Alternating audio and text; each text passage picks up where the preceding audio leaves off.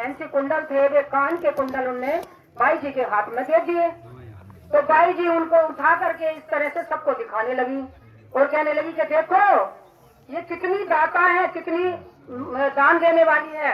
ऐसे होते हैं दान दाता कि इसलिए अपने कान के कुंडल इन्होंने दान में दे दिए हैं, तो इनका दान ये आगे जाके इनको प्राप्त होगा।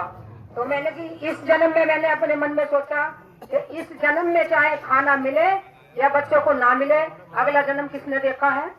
इसने अब कुंडल दे तो दिए, लेकिन जब इसका अगर शराबी आदमी हुआ तो वो इस पर लठ भी अच्छा फेरेगा फिर शाम को जाके घर में, तो इसके सारे कुंडल दान में देने के निकल जाएंगे। तो मैंने कि इन्हें दान में कुंडल देते ना मालूम किसी के चुरा कर लाई हो, उसके कान में पड़े थे जब, तो क्या पता उसने किसी के चोरी करके दे दिए हों। तो उन्हें तो लग गया कि हमारे पास तो आ गई सोने के कुंडल, तो उन्हें तो लगा कि बड़ा अच्छी है ये। तो हम चुपचाप फिर सुनते रहे। मैंने कहा तुम्हारे पास ये कुंडल कहाँ से आए थे जो सोने के कुंडल तुमने दान में दे दिए। तो वो चुप हो गई कि दान देना अच्छी बात है, दान देना चाहिए। मैंने कि इतना दान किसी के पास अगर ना हो तो क्या बाई जी के शरण में, गुरु जी के शरण में नहीं आ सकते। तो फिर गुरु जी बाई जी बोले कि सत्संग तेरे घर हम कर देंगे तो 11,000 से मत्ता देते कि मैं चुप हो गई। मैंने कि मेरे पास तो 11,000 रुपए है नहीं, तो मैं कहाँ से फिर सत्संग कराऊंगी। तो मुझसे बोली कि तू चुप क्यों हो गई। मैंने कि भाई जी मेरे पास 11,000 रुपए तो है नहीं माता देखने को, तो मैं सत्संग करा नहीं सकती। तो मुझसे बोली कि ठीक है फिर क्या चाहती है, तो फिर 5,000 का दे दिए। तो मैंने कि फिर मैं चुप हो गई। मैंने कि भाई जी, फिर बोली फिर तू चुप हो गई। तो मैंने कि भाई जी तो ठीक है सत्संग तो मुझे कराना ही है। तो मैंने 5,000 रुपए से उनका हाँ कर दी कि 5,000 रुपए से ही मैं मत्था देख लूंगी। फिर जब से घर आते हैं मैंने देखो टेंट भी लगवाया, माइक भी लगवाया, नाश्ता पानी भी कराया, जैसे संगत आई थी उनका भी खाना पीना सब रहा। और वो अपने कपड़ों के भी 700 रुपए लेती थी, 2 भाई जी के कपड़ों के पैसे भी जाते थे तो वो भी दिए। फिर मैंने सारा प्रोग्राम कराने के बाद तो फिर मुझसे वो क्या बोली कि तू इतनी संकोच में पड़ गई, मैंने 2 बेटों की शादी कर ली, तू तीसरे बेटे की शादी करने जा रही है, तो क्या तेरे पास 11,000 रुपए नहीं है। अपने घर की मुखिया तू है, फिर भी तू ऐसी बात कर रही है। मैंने की भाई जी ठीक है। तो बोली कि एक बात बता, तू कपड़ा भी खरीदेगी, तू सोना भी खरीदेगी, तू सब कुछ करेगी, तो कुछ कपड़े में से बचाइए, कुछ सोने में से, जेवर में से बचाइए, तो 11,000 रुपए हो जाएंगे। तो मैं फिर भी चुप हो गई। मेरे मन में विचार तो आते रहे। मैंने कि मैं अपने घर में अपने परिवार से चोरी करके तब इन्हें मैं दान दूंगी तो क्या वो मेरा दान लगेगा। और अपने घर में मैं मान लो आदमी ने मुझे, किसी ने घर में सदस्यों ने दिए मुझे कि इतने का ये सामान आना है, उसमें से मैं उसे बताऊंगी तो वो हल्का ही चीज तो आ गई, खाट का कपड़ा आगा, खाट की चीज आएंगी। तो मेरे मन में ये बात है कि इन्होंने तो मुझे चोरी करनी अपने घर में ही सिखा दी, तो मैं कैसे सुखी रह सकती हूँ। अपने घर में चोरी करके तो इंसान सुखी नहीं रह सकता है, कब तक बचेगा वो। तो फिर उन्होंने कही चल तू ज्यादा संकोच में पड़ी हुई है तो मैं तो 5,000 से मत्था देख लिए तो सत्संग करा दे। तो वो मेरे घर आ गई, मैंने सब इंतजाम कर लिया, सत्संग कर दिया। फिर कहती है कि बच्चों को गुरु दीक्षा दिलवा। अब उनकी एक मिठाई का डिब्बा, उस पर से चाहे 100 ही रुपए हो तब गुरु दीक्षा देती थी। बच्चों ने मना कर दिया कि हमारे तो भी मन नहीं है गुरु दीक्षा लेने की, तो उन्होंने गुरु दीक्षा नहीं ली। फिर भी वो जबरदस्ती के बहुओं को बुला कर ला, अपने लड़कों को बुला कर ला, मत्था टिकवा, यहाँ गुरु दीक्षा दिलवा।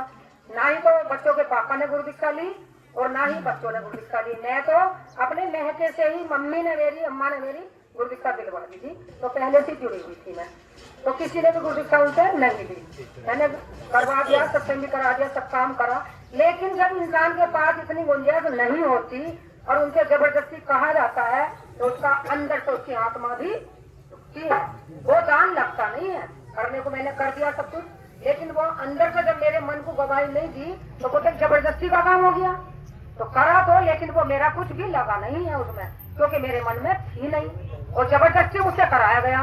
तो फिर वो कैसे दान लगेगा। दान वो लगता है कि कोई भिखारी आ रहा है, वो 10 रुपए तुमसे मांग रहे हैं, तुम्हारे पास नहीं है, तो उससे कहो कि तू भूखा है तो खाना खा ले। उसे अपनी आत्मा से, हमने अंदर से हमारी आवाज आई कि इसको खाना खिलाना चाहिए, तो वो दान लगता है। उसे हमने खाना खिलाया तो वो हमारा भगवान के यहाँ पहुंच गया। लेकिन जबरदस्ती का कोई दान नहीं लगता। अब हमारे गुरुजी हैं, हमारे गुरुजी तो किसी से 1 रुपया भी नहीं लेते हैं।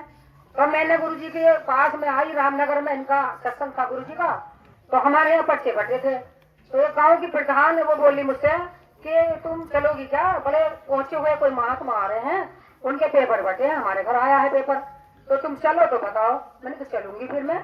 तो मैं चली गई। जाकर मैं देखती हूँ तो मेरे मन में विचार आया, मैंने गुरुजी से इस पर चरण स्पर्श करके मैं बोली, गुरुजी मैंने तो दूसरे गुरुजी बना रखे हैं। तो मेरी जो रिश्तेदार थी जुड़ी हुई वो सब वहीं मिली मुझे, वो भी हमारे आनंदपुर के गुरुजी से जुड़ी हुई थी पहले। तो मैंने की मौसी तुम कैसे, रामू वाले की थी वो, मौसी तुम कैसे, लल्ली तेरा मौसा तो कहीं जाते भी ना है, अब वो रात से यहीं पड़े, पता ना उन्हें क्या हो गया, वो किसी गुरु के पास आज तक ना गए। तो मैं भी आ गई और मैंने तो गुरु दीक्षा इनकी ले ली, मैंने तो आनंदपुर वालों की छोड़ दी। मेरे मन में विचार आया, मैं भी चरणों में गई, गुरुजी बोले ठीक है। मैंने गुरुजी पहले गुरुजी का क्या होगा कि उनका त्याग करा देंगे तब तुम्हें गुरु दीक्षा देंगे। तो गुरुजी ने उनका, हनुमान जी से बोले ना गुरु दीक्षा दो, हनुमान जी ने पहले गुरुजी का त्याग करा दिया और मैंने गुरु दीक्षा ले ली। कुछ ही दिनों के बाद उन्होंने अपना चोला छोड़ दिया उन गुरुजी ने। फिर वहां से मेरे पास फोन पर फोन आ रहे हैं, वो रो रही हैं जो जुड़ी हुई थी जिन्होंने मुझे जोड़ा था कि विमला तुमने आना क्यों छोड़ दिया, तुम्हारे ऊपर तुमने सारा सत्संग सौंप रखा था, तुमने ऐसा क्यों करा। मैंने कहा मैं नहीं आऊंगी, मैंने गुरुजी अपने बना लिए हैं।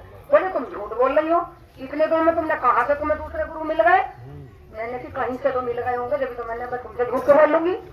मैंने मैं रामनगर गई थी, ऐसे ऐसे भी गुरुजी मैंने वो बना लिया। तो नहीं मुझे विश्वास नहीं आ रहा। मैंने विश्वास ना आ रहे तो फिर चल कर देख लियो मेरे साथ, तो तुम्हें पता चल जाएगा। फिर एक गाड़ी भड़काई 4 पहियों की जेंट्सों की, उसमें बहुत बड़े बड़े लोग आए, जयपुर के जो दुकानदार हैं, बनिए लोग हैं, कुछ चौहान लोग हैं वहाँ के, भगवतपुर के, वो भी आए कि बहन जी आप ये बताओ, उसका कारण बताओ, कारण क्या है कि आप क्यों नहीं जा रही सत्संग में।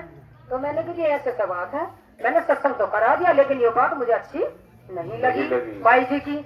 अगर कोई बहन जी कहती मैं तब भी मान जाती, कोई और कहता मैं तब भी मान जाती।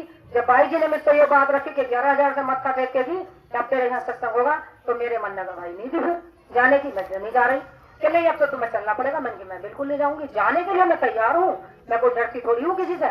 अगर कोई बात है तो मुझसे पूछो, मैं बताऊंगी, वहां सबके सामने बताऊंगी कि जो मेरे साथ हुआ है। तो मैंने इसलिए अपने गुरु बदल लिए। तो कुछ दिनों के बाद उन्होंने चोला छोड़ दिया, तो मेरे पास फिर वो बहुत परेशान, रोई खूब कि एक बार तो उनके लिए 2 आंसू निकाल दो। मैंने आंसू मैं यही निकाल दूंगी अपने घर बैठे बैठे, क्या बात है। अगर कोई घर गांव का सदस्य भी मरता है तो उसके लिए भी आंसू निकालता है इंसान, उसके लिए भी दुख होता है इंसान को। लेकिन अब तो मैंने वे शेर में उठाकर रख दिए थे, अब मैंने वे जल परवान भी कर दिए कि जैसे तुमने जल परवान करे वो चोला छोड़ गए। तो मन अब क्या होना, फिर तुम चोला छोड़ गए तो कोई बात ही ना रही, क्या दूसरे बैठ गए। मन की ऐसे तो तीसरे भी बैठ जाएंगे, बहुत दुनिया पड़ी, तो कोई बात नहीं है। बहरहाल मैं आऊंगी नहीं अब। अगर तुम्हें कोई मुझसे काम है, कोई बात करनी है तो मैं सबके सामने सत्संग में बात कर सकती हूँ, मैं ऐसा भी नहीं डरती हूँ किसी से। बोले से सदगुरु महाराज की जय। इसलिए मैं कहती हूँ गुरु बनाओ जानकर, पानी पियो छान के। अगर गदला पानी पियोगे तो पेट में बहुत बीमारी पैदा हो जाएंगी। अच्छे गुरु के शरण में जाकर जितनी भी पेट के अंदर बीमारी पहले बुरे गुरुओं के अपेक्षा बन गई है, वो भी निकल कर बाहर आ जाएंगी। इसलिए हमारे गुरु की शरण लेनी बहुत जरूरी है। इन गुरु के शरण में जो आ गया उसके पेट की सारी बीमारी खत्म हो जाएंगी। बोले से सदगुरु महाराज।